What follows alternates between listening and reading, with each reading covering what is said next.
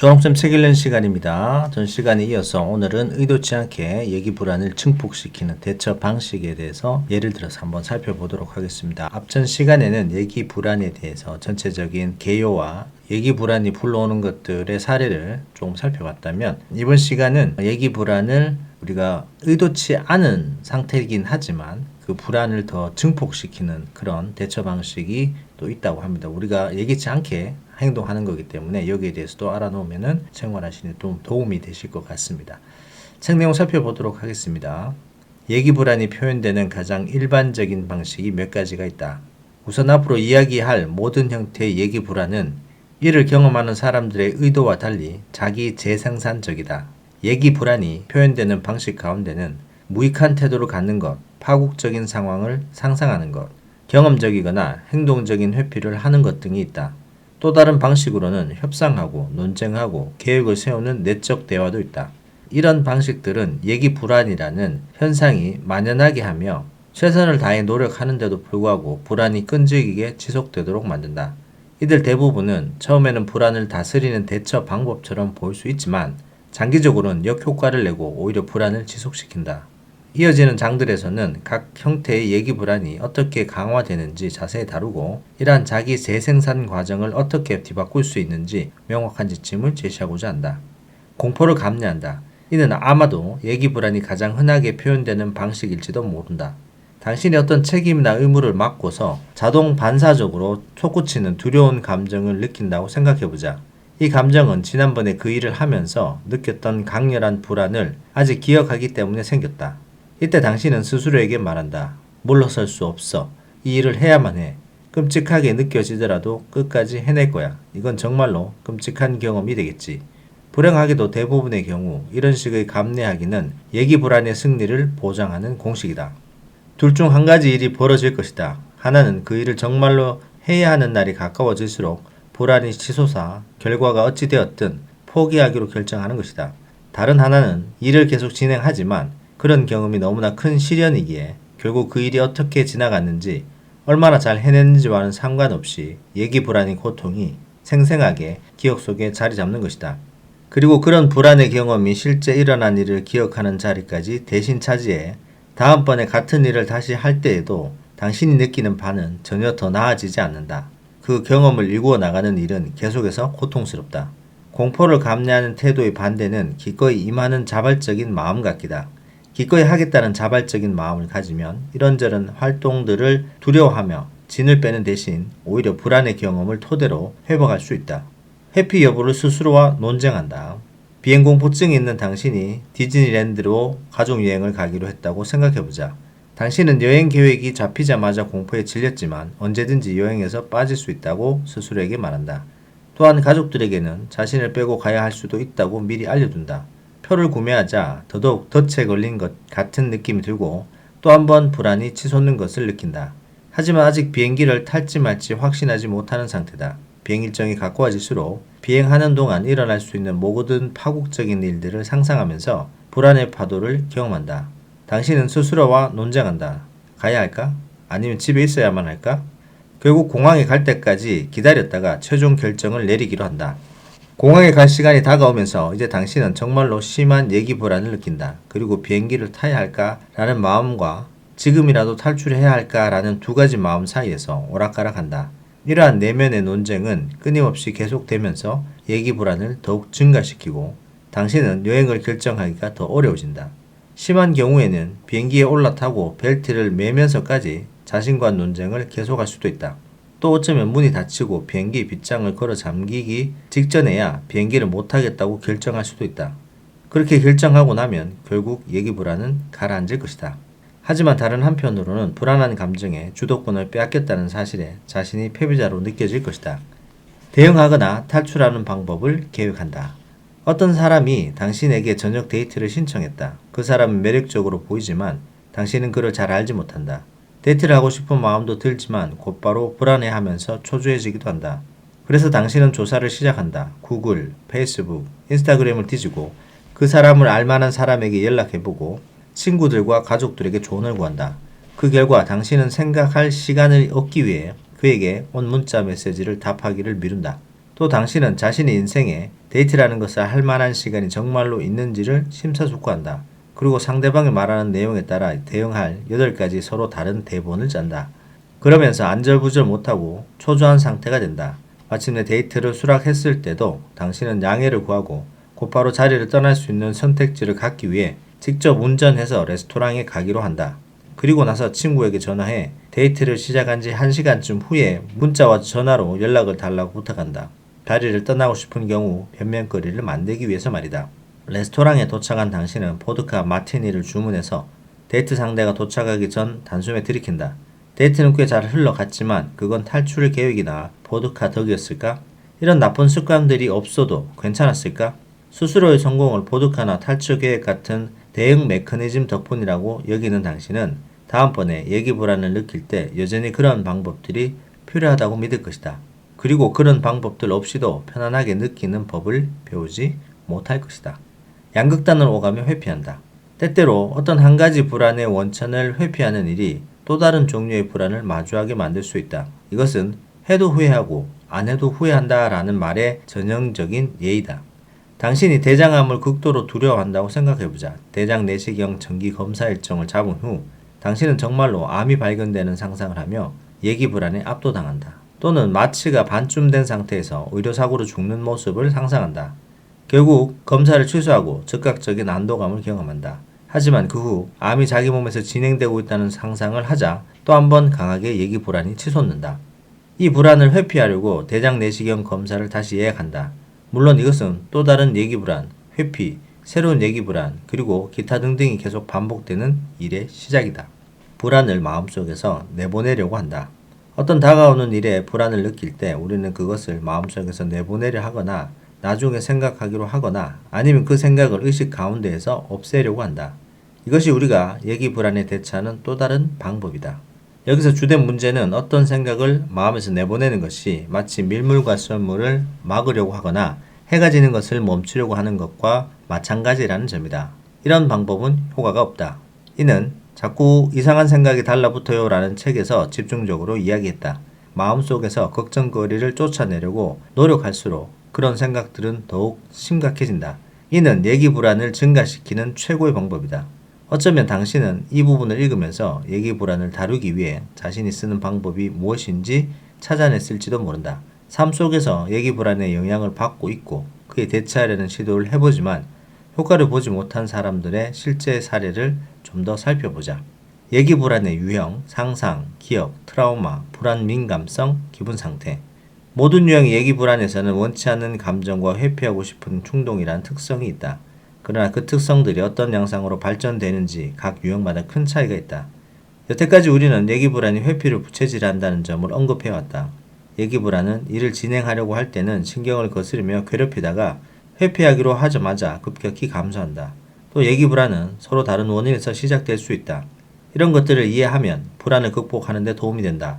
다음에서는 불안이 무엇에서 유발되는지에 따라 예기 불안을 5가지로 유형으로 나눠서 실제 사례를 제시해 각각 어떤 모습이 나타나는지 보여줄 것이다. 첫 번째, 상상이 만든 예기 불안. 상상이 만든 예기 불안의 경우 과민하고도 창의적인 상상력은 파국적인 결과가 일어나거나 여러가지 일이 잘못되는 장면을 바로 떠올리게 한다. 즉, 들어본 바 있는 믿기 힘들지만 실제 일어날 가능성이 있는 이야기들이 뒤섞여 떠오르고 극히 낮은 가능성에도 불구하고 최악의 상황을 가정한다. 재난, 사고, 기이한 사건들을 다룬 언론 보도는 이런 유형의 불안을 고조시킨다. 상상이 만든 예기 불안의 예로는 몸에 난 점이 흑색종이라고 스스로 결정 내린 후 의사가 무슨 말을 할지 상상하면서 강력한 불안을 느끼는 경우를 들 수 있다. 또 다른 예는 항공참사나 코로나 희생자들이 다룬 보도를 보면서 자신이 그 상황에 있다면 얼마나 끔찍할지를 상상하는 경우다. 또한 상상이 만든 예기 불안은 조금 변형된 형태로 나타날 수도 있다. 그 예로 일어날 뻔했지만 실제로 일어나지 않은 재앙적인 상황을 정교하게 상상하며 느끼는 불안이 있다. 집에 돌아온 후 가스레인지를 끄지 않고 외출했다는 것을 발견하는 경우가 있을 수 있다. 이때 당신은 두려움에 충격을 받고 집이 불타는 것을 상상한다. 아무 일도 일어나지 않았지만 집을 다 태워버릴 수 있다는 사실 때문에 이제 가스레인지를 사용할 생각만 해도 불안해지는 것이다. 기억력이 만든 얘기불안. 기억이 만든 얘기불안은 예전에 경험한 공황 발작, 극심한 고통을 회상할 때 발생되는 조직화된 불안 반응이다. 이는 상상의 산물이 아닌 실제 있었던 생생한 과거 경험을 떠올리면서 일어난다. 이전에 어떤 상황에서 큰 고통을 경험했다면 그 상황은 불안한 감정과 자동적으로 서로 연합되고 연결될 수 있다. 이것이 바로 조건 반사인데 이런 유형의 얘기불안은 무의식적으로 일어난다. 예를 들어 당신이 엘리베이터에서 공황 발작을 겪었다면 몇 년 전 일이라 할지라도 그 기억이 매우 생생할 수 있다. 그래서 매번 엘리베이터를 타려고 할 때마다 불안감을 느낄 수 있다. 그렇게 되면 마치 모든 엘리베이터가 위험하고 예전과 같은 강렬한 불안을 느낄 것 같다는 생각에 움츠러든다. 그리고 엘리베이터를 타야 하는 상황에 다시 놓이는 것을 주저한다. 별일 없이 여러 번 엘리베이터를 타고 난 이후에도 그런 모습은 한참 동안 없어지지 않고 지속될 수 있다. 기억이 만든 얘기불안은 과거 사건의 관련성을 스스로가 의식적으로 인식하지 못한 경우라 할지라도 신체적 불안증으로 나타날 수 있다. 트라우마 촉발 요인이 만든 얘기불안. 트라우마 촉발 요인이 만든 얘기불안은 과거에 굉장한 고통, 불안, 윤리적 외상을 일으켰던 사건 또는 그 사건을 상기시키는 일을 다시 마주하는 상상을 할 때 자동 반사적으로 나타난다. 이런 유형의 얘기불안은 상상이 아닌 현실에 기반한 것으로 실제로 있었던 트라우마 경험 때문에 커진다. 그 대표적인 예는 수년 전 자신을 학대하던 가족 구성원을 마주치기가 두려워 가족 행사로 집에 가는 일에 극심한 불안을 느끼는 경우다. 심지어 대화나 인사를 나눌 필요가 없는 경우라 할지라도 상대방을 본다는 생각만으로 원치 않는 감정을 느낄 가능성이 높다. 불안 민감성, 불안한 감정에 겁을 먹다. 앞서 살펴본 바와 같이 과도한 상상은 불안을 창조하는 강력한 힘이 된다. 특히 주변에 아무도 없이 괴로움을 불러올 파국적 결과가 일어날 것이라는 데 초점을 맞춰 상상하면 더욱더 그렇다. 특히 자신이 불안한 감정에 악영향을 많이 받고 그런 감정을 다루는 능력이 부족하며 비상 상황에는 무너져 내릴 것이라고 예상하는 사람들에게서 상상력은 강력한 힘을 발휘한다. 불안 민감성은 불안이나 고통에 대한 전반적인 두려움이다.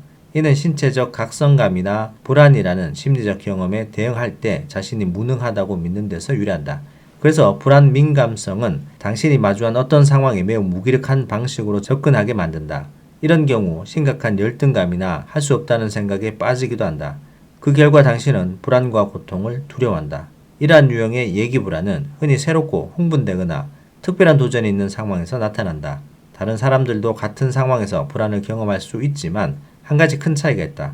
당신은 그 상황 자체를 두려워할 뿐만 아니라 그 상황에서 자신이 느낄 것으로 예측되는 불안한 감정에도 겁을 먹는다.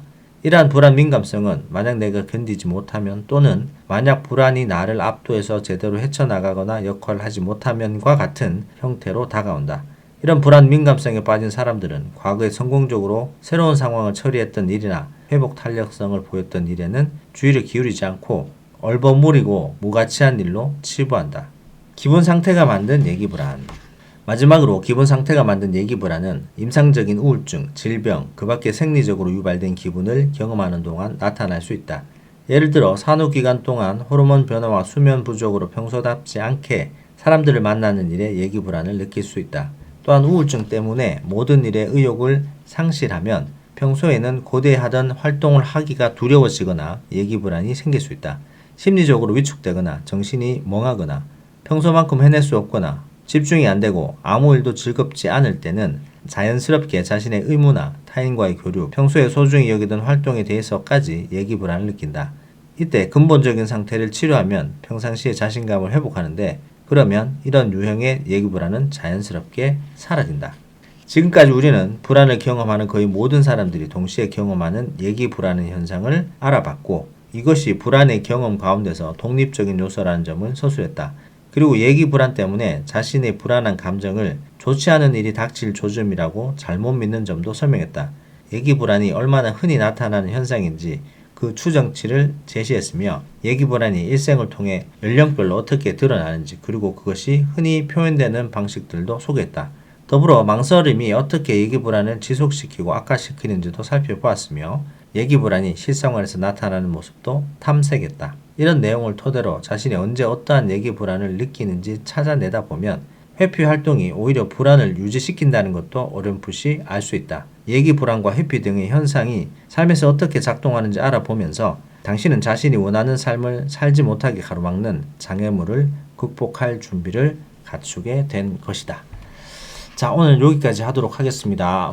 얘기 불안에 대한 여러 가지 사례가 나오고요. 그 다음에 얘기 불안에서 어떤 방식으로 얘기 불안이 의도치 않게 어떻게 이 불안이라는 것을 증폭시키는 어떤 대처 방식이 있는데, 실제로는 그게 우리가 이런 불안들을 잠재우기 위한 대처 방법이라고 생각을 하지만 오히려 더 증폭시키는 그런 대처 방식들이 나와 있습니다. 공포감을 참아낸다든지, 그 다음에 회피 여부를 스스로 막 논쟁하는 거예요. 이걸 해야 되나 말아야 되나 막 스스로 논쟁하는 거. 이거는 불안을 더 가중시키는 거고, 그 다음에 대응하거나 탈출하는 방법과 계획을 세부적으로 세우는 건데, 이것도 불안하기 때문에 이렇게 한다는 거죠. 그 다음에 양극단 오감이 회피하는 것도 있는데, 병이 무서워서 검사를 해야 되겠는데 검사하다 보면 검사 때문에 또 무슨 일이 일어나지 않을까. 그래서 검사를 취소했다가 검사를 취소하니까 또 병이 또 무서워서 또 검사를 다시 하게 되는 그 양극단을 극과 극을 달리는 어떤 이런 회피성, 이것도 의도치 않게 불안을 증폭시키는 대처 방식이고, 마지막으로 불안을 내 마음속에서 내보내려고 하는 것조차도 불안 자체를 더 증폭시키는 방법이라고 합니다. 생각지도 않은 그런 방법들이 우리가 어떻게 보면은 불안을 다스리고 있다고 생각하는데, 이것들이 불안을 더 증폭시키는 그런 방법이라는 것을 얘기를 해주고 있고요. 그 다음에 얘기 불안의 유형으로는 상상하는 것들, 그 다음에 기억이 만들어낸 거, 기억이 만들어내는 건 트라우마도 있고요. 그 다음에 불안 민감성, 기분 상태에 따라서 얘기 불안이 나눠지기도 하는데, 제일 중요한 것은 이 상상하는 것들. 어떤 일이 일어나지 않았는데 미리 상상해서 우리가 불안을 더 강하게 만드는 그런 유형들이 있다고 합니다. 중요한 것은 결정을 앞에서 내리면 된다고 했는데요. 우리가 이런 방법들, 우리가 이런 상황들에서 의도치 않게 불안이 더 커지기 때문에 내가 이런 방법을 쓰고 있지는 않은지, 양극단을 오가는 극단적인 회피 방법을 쓰는 것 아닌가, 그리고 스스로 논쟁하고 공포를 이겨내기 위해서 또 고민하고, 또 세부적으로 탈출 방법이나 계획을 세우면서 우리가 불안을 더 증폭시키는 것 아닌지라는 것을 우리가 인지를 하면서 여러분들이 생활을 하신다면 조금 더 안정적인 방법으로 우리 불안을 대처하고 그 불안에 대해서 또 대응할 수 있는 방법을 또 생각할 수 있을 것 같습니다. 오늘은 의도치 않게 불안을 더 증폭시키는 대처 방식과 그 사례에 대해서 살펴봤습니다. 자, 오늘 여기까지 하도록 하겠습니다. 책 내용 도움되셨다면 구독, 좋아요 부탁드립니다. 감사합니다.